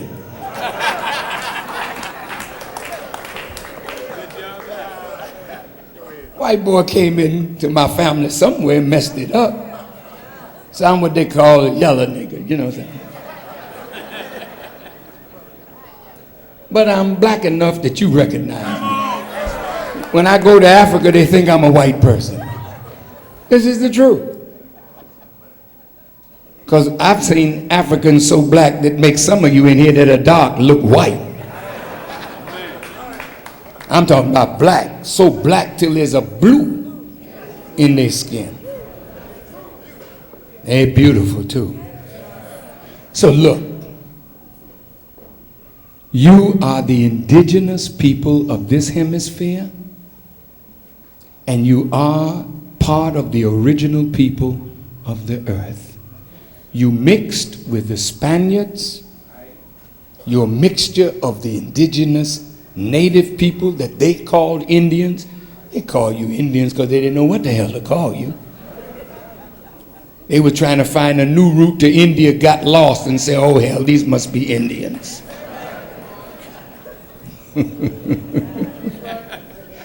You had another language originally. You don't know it now. You speak Spanish now, but Spanish is a Romance language. It's very recent. You are old people speaking a young language. That showed that you got robbed. So we don't have no beef with the brown. That's right. Our beef is with the snake that bit us all. That's who our beef is with. But as long as we fighting each other, he can get away. Now the last picture I want to give you is this. Did you know that the Earth's atmosphere is so powerful that anything coming out of space into this atmosphere, it reaches fire and is burned up? See, there's something about us we carry and produce from our mind and our spirit and atmosphere. Have you ever been in a house where they've been arguing, but when you got there, the argument had stopped, but you could sense there's trouble in the house? When you walk in, the thing is so thick, you say, I think I better. Yeah. Well, I was just passing by, but I'll be back tomorrow. I better get out of here before somebody get killed, you know. Because you create atmosphere. Now watch this. If we showed love for one another and we were at peace with one another, we would create an atmosphere just like the planet where fire would be when somebody tried to enter a peaceful atmosphere with something silly. The fire start burning, see? And when they get into the peaceful atmosphere and they start foolishness, the whole atmosphere eats them. Teach that. See? So the best way to kill you is to keep you in an atmosphere where you're filled with hatred for yourself and each other. So when these mothers who have these babies here, if these children were killed by their own people, and that atmosphere exists, see, when the white man come to kill, he got a killing field because you invited it.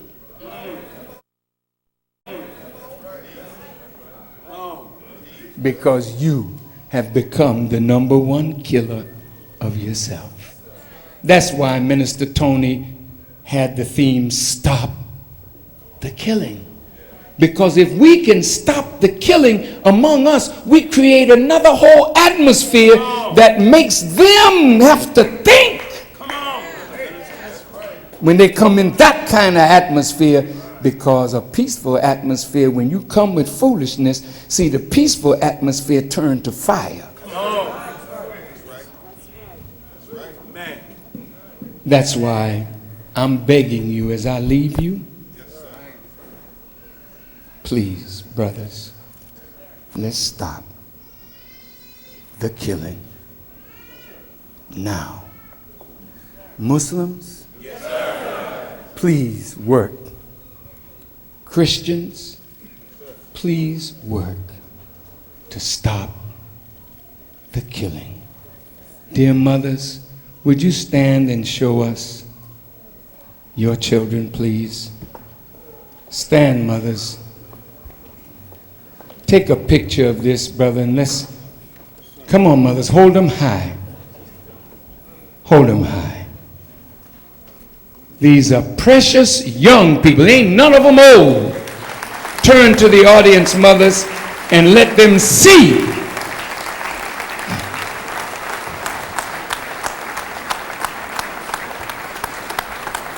Turn on this side, mothers, please. We got to stop this. Mothers, at the 10th anniversary of the Million Man March, I want all the mothers who have lost their children all over this country to have these pictures blown up. And I want you to come to Washington and we let the whole world see those who died to make it better for the mothers who have not yet lost their children. Dear mothers, man, I want to come down off of this.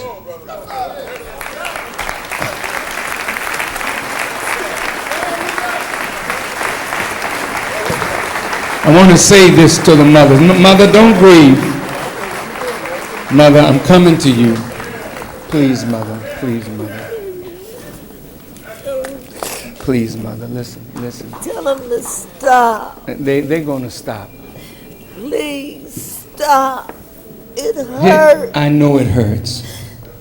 And believe me, mother, I want to tell you something about your children that have been killed.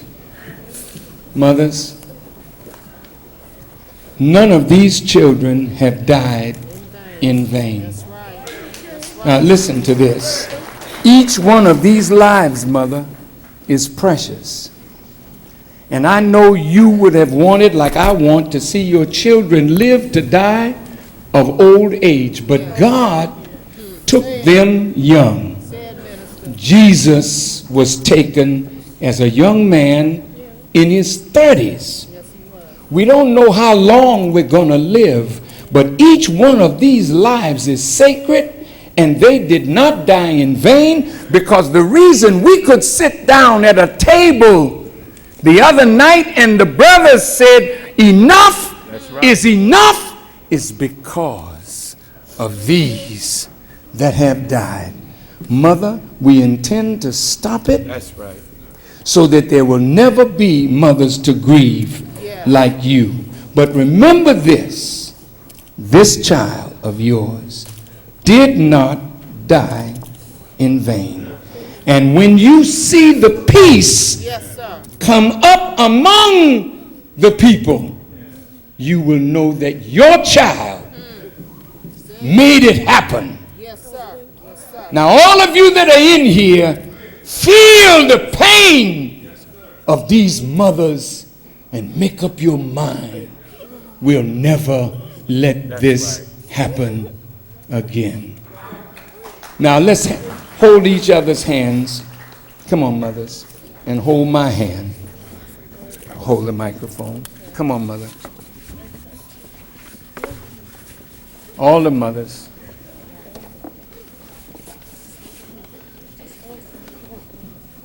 Oh Allah, I come to you on behalf of these your grieving servants. The scripture says you give life and you cause death. And the scriptures teach that the Lord giveth and the Lord taketh away, and blessed is the name of the Lord. These children cannot anymore come to us, but each one of us are on our way to them. Yes. I ask you, Allah, to lift the burden of grief from the hearts of these mothers, their fathers, their brothers, their sisters, their friends, their homies. And let the earth that is soaked with their blood rise up, Yes, Lord. crying out for justice. That those of us who are yet alive, that we hear the cry from the blood of these your servants, Yes, sir.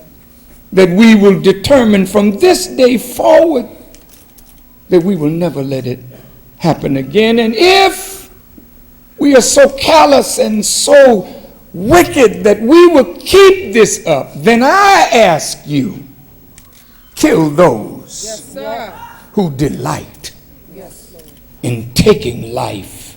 For the Bible says those who delight in shedding blood, he will give them their own blood to drink, Yes. and they will be drunk with their own blood as with sweet wine. This is what is coming, Lord. Yes, Lord. But we would hope to avert it. Yes. The power is in our hands to change. For you have said, if my people, which are called by my name, would humble themselves and pray and seek my face and turn from their wicked ways, then will I hear from heaven, forgive their sins, and I will heal their land. The burden is not on you, Allah. The burden is on us to turn from our wicked ways. Your word is true. If we turn, you will forgive our sins and you will heal our wounded souls, our wounded people, Yes. a wounded land. Yes, Lord. Now, as I leave, I ask you, Allah, to comfort these who have lost their loved ones. You know that when you take something, you always give something in return. Yes, you do. Give them the best of all things, your peace, which passeth all understanding, and make them to know that the death of their children was not in vain. Yes, Lord. You could have stopped it if you desired, Yes, sir. but you let it be so that their death, like the death of Jesus, Yes, Lord. would be a redeeming part Yes, sir. of a people who have lost themselves. I thank you all for coming tonight. I thank you all for listening to your brother. I thank you all, and I hope that the words that I spoke, no matter how pointed, no matter how hard they struck you, I hope that you will turn and let us become healers of our community rather than killers and destroyers of our community. It is in our hands.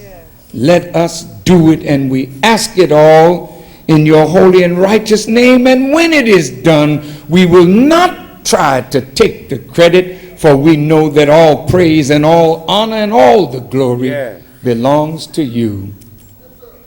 I bear witness there is no God but you, and I bear witness that the Honorable Elijah Muhammad is your servant. Yes, Lord.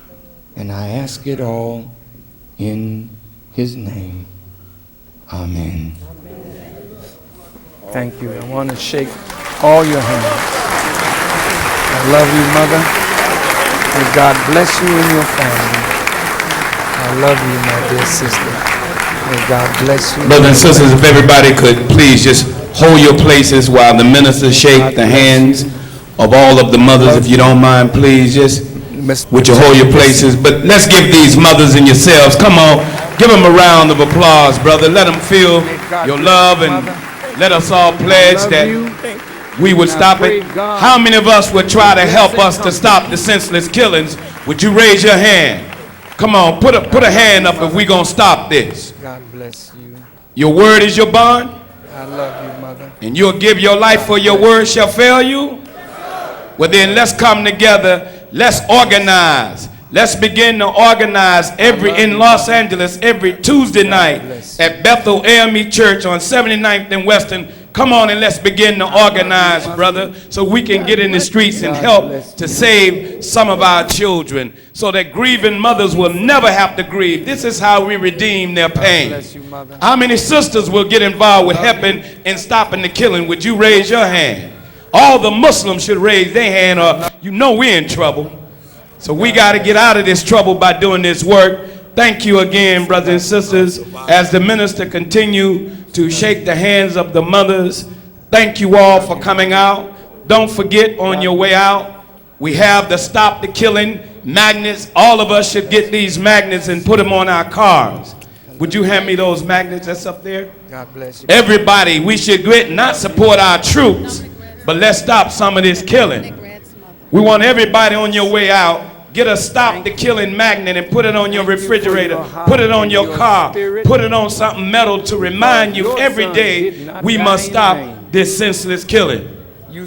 Also, for those of you who would like to get a copy of tonight's lecture, it is being high-speed duplicated on both DVD and CD. So you can get a copy, play it to your homies, go to the streets, let everybody hear the message of the Honorable Minister Louis Farrakhan. So on your way out, please get you a copy of tonight's lecture, and please, let's stop the killing. Also on your way out, we ask everyone to sign the petition to fire the policeman who killed Devin Brown. On your way out, sign this petition, brothers and sisters, and support stopping also police brutality. Hold that, brother. Please, so on your way out. Thank you all. May Allah bless you. I hope that you'll do as I asked so that we can ward off the chastisement of Allah. Thank you. Assalamu alaikum. You know, I remember you. Have we brought you to Preston in 1970? Remember you came to Preston? Yes, yes. And I was to introduce you.